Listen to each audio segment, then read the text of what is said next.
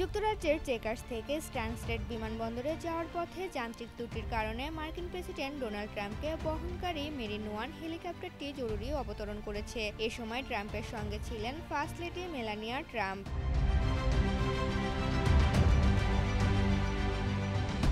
White হাউসের press secretary Karoline Leavitt এক বিবৃতিতে জানিয়েছেন, হেলিকপ্টারটিতে একটি ছোট্ট হাইড্রোলিক সমস্যা দেখা দেয়ায় পাইলটরা সতর্কতামূলক ব্যবস্থা হিসেবে স্ট্যানস্টেড বিমানবন্দরে পৌঁছানোর আগে স্থানীয় একটি বিমানবন্দরে অবতরণ করেন। পরে ট্রাম্প ও মেলানিয়া ট্রাম্প অন্য একটি হেলিকপ্টারে করে নিরাপদ গন্তব্যে পৌঁছান। এর ফলে তারা নির্ধারিত সময়ের চেয়ে প্রায় 20 মিনিট দেরিতে স্ট্যানস্টেড বিমানবন্দরে পৌঁছান।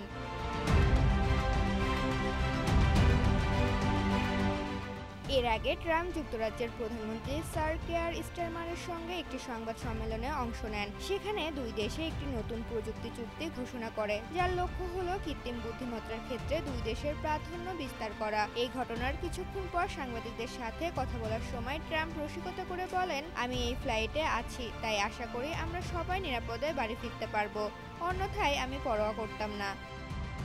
ঋতুপর্ণা, জনকণ্ঠ।